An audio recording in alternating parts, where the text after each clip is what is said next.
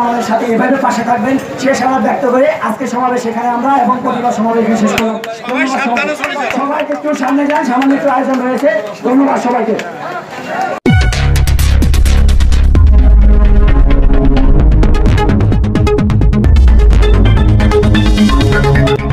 রাকিব হোসেন সোহেল সম্পাদিত Lakshmipur RF TV.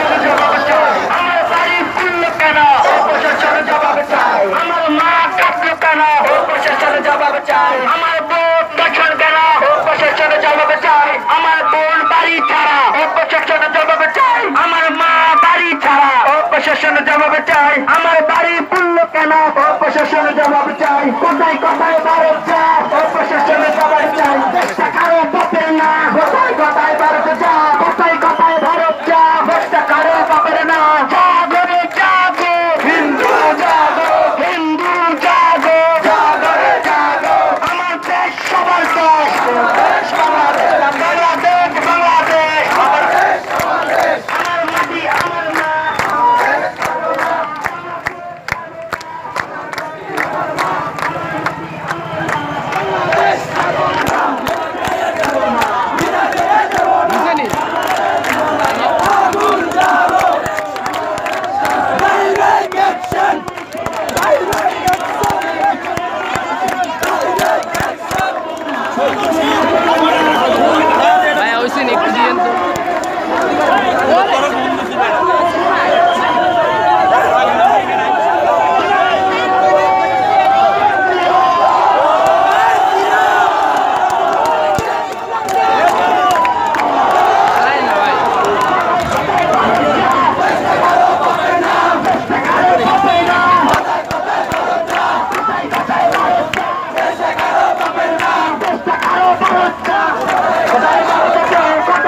আমাদের সাথে এভাবে পাশে থাকবেন শেষ আশাবাদ ব্যক্ত করে আজকে সমাবেশ এখানে আমরা এবং প্রতিবার সমাবেশ শেষ করলাম। সবাইকে একটু সামনে যান, সামান্য একটু আয়োজন রয়েছে। ধন্যবাদ সবাইকে।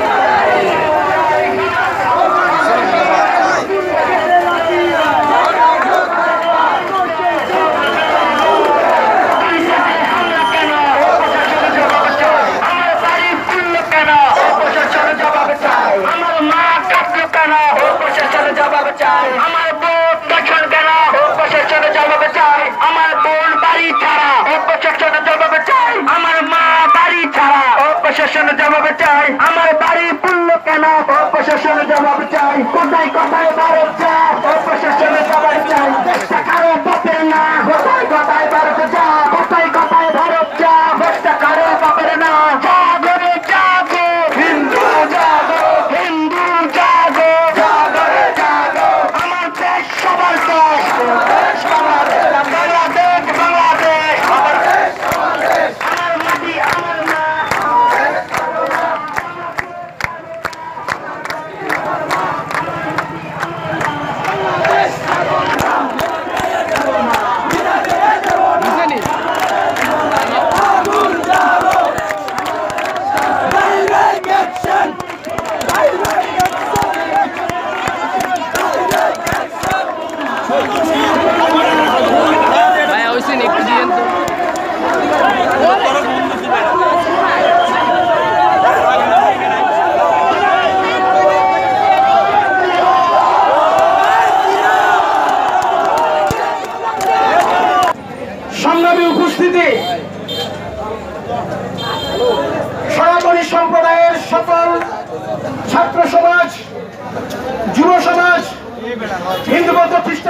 পরিষদ লক্ষ্মীপুর জেলা, রায়পুর জেলা, রামগঞ্জ জেলা, রামগতি জেলা, চন্দ্রগঞ্জ জেলা, উপজেলা এবং যুব ঐক্য পরিষদ, ছাত্র ঐক্য পরিষদ, ছাত্র জনতা, মহিলা ঐক্য পরিষদ সহ লক্ষ্মীপুরের আপামর জনতা, সনাতনী সম্প্রদায়, হিন্দু মোর্চা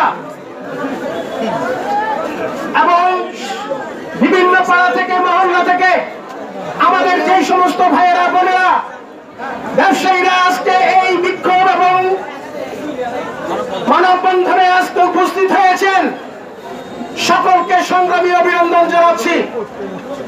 আমরা এইটুকু আজকে বুঝতে হবে, আমরা যদি ঐক্যবদ্ধ না থাকি তাহলে আমরা লক্ষ্মীপুরে ভালো থাকলেও সারা বাংলাদেশ ভালো নেই। লক্ষ্মীপুরে আমরা অনেকটাই ভালো আছি, এই কথাটা আমাদেরকে স্বীকার করতেই হবে। এবং যারা আমাদের গত 5 তারিখ থেকে এ পর্যন্ত আমাদেরকে সাহস দিয়েছেন, আমাদের পাশে ছিলেন, আমাদের মন্দির পাহারা দিয়েছেন, আমাদের ব্যবসা প্রতিষ্ঠান পাহারা দিয়েছেন, পাড়ায় পাড়ায় আমাদেরকে সুরক্ষা রাখার জন্য যারা আমাদের পাশে ছিলেন, আমরা তাদের সকলের কাছে চিরকৃতজ্ঞ। কিন্তু আমরা বলতে চাই, দুঃখের সাথে ক্ষোভের সাথে আত্মনাদ করে বলতে চাই, লক্ষ্মীপুরের চিত্র আর বাংলাদেশের চিত্র এক নয়। বাংলাদেশের 72টি জেলায় ধ্বংস করা হয়েছে আমার মন্দির, ধ্বংস করা হয়েছে আমার প্রতিষ্ঠান, আমার বাড়ি ঘরে আগুন দেওয়া হয়েছে, মানুষকে হত্যা করা হয়েছে, নারী নির্যাতন করা হয়েছে। এই সবই সত্য কথা। কিন্তু আরেকটা সত্য কথা আমরা বারবার করে বলছি, লক্ষ্মীপুরে আমাদের 3টি বাড়িতে, 4টি বাড়িতে বিভিন্ন জায়গায় হামলা, লুটপাট করে সর্বনাশ করে দিয়েছে। তার মধ্যে 2-1টি রাজনৈতিক উদ্দেশ্য প্রণোদিত ঘটনা ছিল।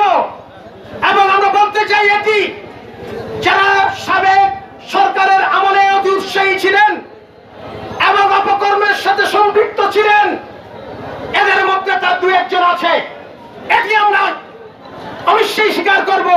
কিন্তু আর 99 জন লোক তো আমরা কোনো হামলা, জুলুম, কোনো কিছুর সাথে আমরা জড়িত ছিলাম না। তাহলে বারবার কেন আমাদের উপরে এই জুলুম, আমাদের ঘর বাড়ি ভাঙা, আমাদের মন্দির ভাঙা, আমাদের ব্যবসা প্রতিষ্ঠান ভাঙা, আমাদের ঘর বাড়ি আগুন জ্বালিয়ে দেওয়া, আমার মাকে নিগৃহীত করা, আমার বোনকে নিগৃহীত করা, বারবার কেন এগুলো শিকার আমরা হচ্ছি? আজকে কোটা বৈষম্যকে কেন্দ্র করে সারা বাংলাদেশ জেগে উঠেছে। ছাত্র জনতার বিক্ষোভে আজকে নতুন সরকার এসেছে। আমরা বৈষম্য, বৈষম্য, বৈষম্য, এই বৈষম্যের শিকার প্রথম যারাই বাংলাদেশের, তারা হলো সনাতনী সম্প্রদায়। প্রত্যেকটি ক্ষেত্রেই আমরা বৈষম্যের শিকার। আমরা যদি ভোট দেই সেটাও আমাদের অন্যায়, ভোট না দিলেও আমাদের অন্যায়। ভোট দিলেও বাড়ি ঘর জ্বালিয়ে পুড়িয়ে দেওয়া হয়, ভোট না দিলেও জ্বালিয়ে পুড়িয়ে দেওয়া হয়, ঘরে বসে থাকলেও জ্বালিয়ে পুড়িয়ে দেওয়া হয়, মন্দিরে থাকলেও হয়। শুধু লক্ষ্মীপুরের কথা আপনি চলবে না। আমরা বলছি বারবার করে, লক্ষ্মীপুরের আজকে জামায়াতে ইসলাম, বিএনপি সহ সকল উচ্চপদস্থ এবং ইসলামী দলগুলো আমাদের পাশে দীর্ঘদিন ছিলেন, আজকেও আসেন এবং তারা প্রত্যয় ব্যক্ত করেছেন। আজকে শহীদুদ্দিন চৌধুরী এমপি সাবেক এবং মাননীয় যুগ্ম সদস্য সচিব জনাব এনি চৌধুরী তার বক্তব্য বলেছেন এবং মহাসচিব তার বক্তব্যে আজও বলেছেন এবং ব্যক্তিগতভাবে আমাদেরকে ডেকে বলেছেন, আপনাদের যদি একটি ঘর বাড়ির কিছু হয় তাহলে সেই দায়িত্ব আমি নিলাম। আমি দেখব ওনার কথা, ওনার রাজনৈতিক নেতাদের কথা। আমরা এখন তো ভালো আছি, আমরা এদেশে আপনাদের আমল যদি আসে, সরকার যদি আপনারা গঠন করেন, অথবা কোনো দল গঠন করে, আমরা তখনও যেন ভালো থাকতে পারি, সকল বৈষম্যের উত্তেজনা আমরা থাকি, আমরা সেটাই আপনাদের কাছে আশা করছি। আজকে 2-1 দিন আমরা ভালো থাকলে আজকে আমরা সেই ভালো থাকা আমাদের দরকারে সারা বাংলাদেশ চলবে। আর আমরা ভালো থাকবো, আমাদেরকেও সেইভাবে জড়িয়ে পুড়িয়ে দিন, আমরা সেটাই চাই। আমরা বাংলাদেশের প্রত্যেকটি আনাচে কানাচে আমার সম্প্রদায় সহ সকল সম্প্রদায়ের মানুষ যেন মুক্ত বিহঙ্গের মতো এই দেশে বসবাস করতে পারে, এটি ছাত্র জনতার আজকে সর্বশেষ আন্দোলন, এটি তাদের চাওয়া পাওয়া। আমরা সেই জায়গায় থেকে বলতে চাই, বাংলাদেশের সারাটি বাংলাদেশ যেন উন্মুক্ত থাকে, মানুষের কথা বলার অধিকার থাকে, ভোট দেওয়ার অধিকার থাকে। আপনি ব্যবসা করার অধিকার আছে, আমার ব্যবসা করার অধিকার আছে। মেধা ভিত্তিতে যদি আপনি চাকরি পান, আমার ছাত্ররা যেন সেইভাবে চাকরি পায়। অবশ্যই কোথাও যেন কোনো বৈষম্য আমরা না দেখি। আর যদি বৈষম্য শুধু কেবল আমাদের খাতে থেকে যায়, তাহলে এই ছাত্র জনতার আন্দোলন কলুষিত হবে। এই ছাত্র জনতার আন্দোলন কোনো উচ্চতায় সেটা মান পাবে না, সেটি আবার প্রস্তাবিত হবে, আবার সেরকম আন্দোলন সৃষ্টি হবে।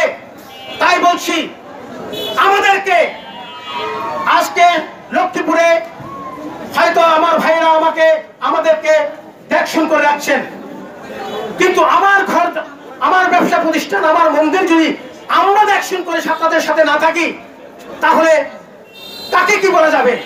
কয়দিন তারা আমাদেরকে ভাড়া দিয়ে রাখবেন? মৃত্যু তো একদিন হবেই। সেই মৃত্যু যখন তখন যেখানে সেখানে হতে পারে।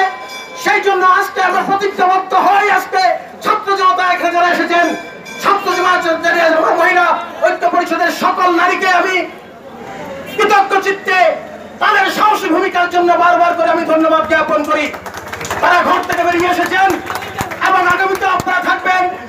আগামীকালকে যদি কোনো কর্মসূচি আমাদের ঢাকা থেকে দেওয়া হয়, আপনারা কি আমাদের পাশে সকলে থাকবেন? আমাদের পাশে নয়, আমরা আমাদের পাশে থাকবো।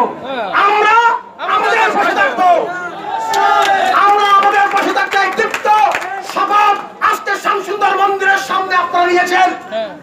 আজকে 2000 মানুষ এখানে উপস্থিত হয়েছেন, কালকে 4000 উপস্থিত হতে হবে। সবাইকে আরেকবার কৃতজ্ঞ চিত্তে আপনারা এই যে 1 ঘন্টা সময়ের মধ্যে যেভাবে আপনারা সফল করেছেন, প্রত্যেককে আবারও অন্তর্নিংড়ানো ভালোবাসা এবং শ্রদ্ধা জানিয়ে আবার দেখা হবে রাজপথে, আবার